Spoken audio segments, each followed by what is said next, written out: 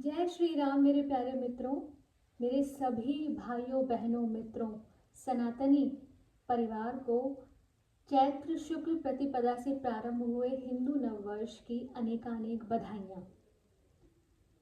आशा करती हूँ कि चैत्र नवरात्रि शक्ति का यह पर्व आपके जीवन में एक ऐसी शक्ति का संचार करे जिस शक्ति का प्रयोग करके आप अपने जीवन की सारी चुनौतियों का सामना कर सकें और एक सुंदर जीवन जी सकें। तो स्वागत है आप सभी का मेरे YouTube चैनल पर। विनय पत्रिका का पाठ हम कर रहे हैं और कोशिश है कि हम विनय पत्रिका को पूरा पढ़ें। पद संख्या 156। क्या कहते हैं तुलसीदास जी? कली नाम काम तरु राम को, दल निहार दारिद दुकाल दुख, दोष घोर घन घाम को। कली नाम काम तरु राम को।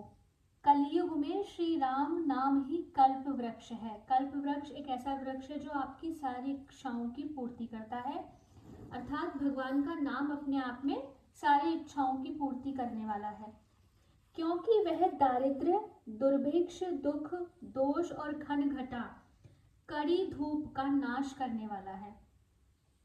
नाम लेत दाहिनो होत मन, बाम विधाता बाम को।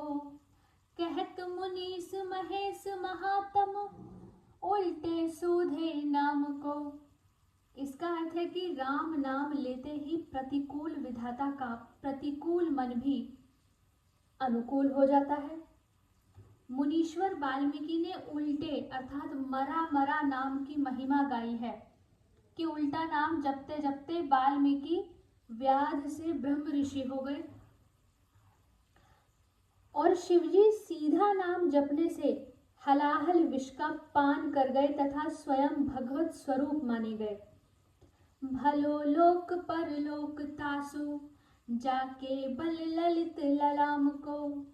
तुलसी जग जानियत नाम ते, सोच न कूच मुकाम को। भलो लोक परलोक अर्थात राम नाम का बल होने पर न तो इस संसार में जाने से सोच प्रतीत होता है, संसार से जाने से, और न यहाँ रहने में ही अर्थात समभाव की स्थिति आ जाती है। न अत्यधिक हर्ष और न अत्यधिक शोक की अनुभूति होती है। भाव यह है कि उसके लिए परम आनंद में मग्न रहने के कारण जीवन और मरण समान हो जाते हैं। पद संख्या 157। से ये सुसाहिब राम सो, सुखद सुशील सुजान सूर सुचि, सुंदर कोटिक काम सो। इसका अर्थ है कि श्री राम सरीखे सुंदर स्वामी की सेवा करनी चाहिए, अर्थात जिसका श्री राम जैसा सुंदर स्वामी हो उसको उनकी सेवा अवश्य ही करनी चाहिए, जो सुख देने वाले, सुशील, चतुर, वीर, पवित्र और करोड़ों कामदेवों के समान सुंदर हैं। सारद शेष साधु महिमा कहें, गुण गण गायक साम सो। सुमिरि सप्रेम नाम जासो रति, चाहत चंद्र ललाम सो। इसका अर्थ है कि सरस्वती, शेषनाग और संतजन जिनकी महिमा का बखान करते हैं, सामवेद सरीखे जिनके गुणों का गान करते हैं, शिवजी सरीखे भी जिनके नाम का प्रेम पूर्वक स्मरण करते हुए प्रेम करना चाहते हैं। गमन विदेश नलेश कलेश को, सकुचत सकृत प्रणाम सो। साखी ताको विदित विभीषण, बैठो है अभिचल धाम सो।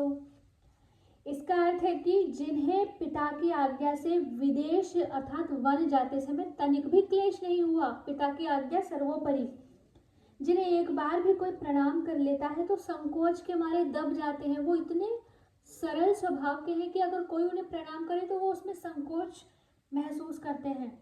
इस बात का साक्षी विभीषण प्रसिद्ध है कि जो आज भी लंका में अतुल राज्य कर रहा है।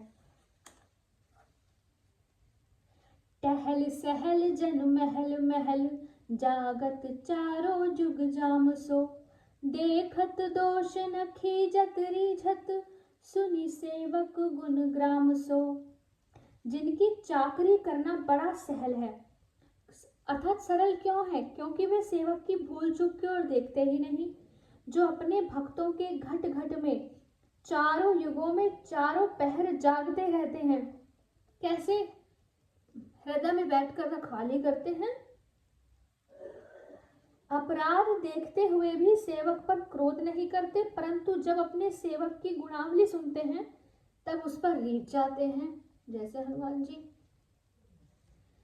फिर आगे लिखा है, जाके भजे तिलोक तिलक भय, त्रिजग जोनि तनु तामसो, तुलसी ऐसे प्रभु ही भजे, जो न ताहि विधाता बामसो।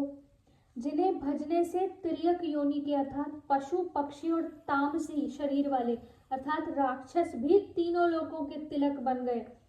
हे तुलसी, ऐसे सुखद सुशील सुंदर भक्त वत्सल चतुर पतित पावन प्रभु को जो नहीं भजते उन पर विधाता प्रतिकूल ही है। वास्तव में प्रतिकूल परिस्थिति वही है जब हम भगवान से विमुख हैं। आशा करती हूँ कि आपको आनंद आया होगा। आगे के पद का पाठ हम आगे की वीडियो में करेंगे। जय श्री राम।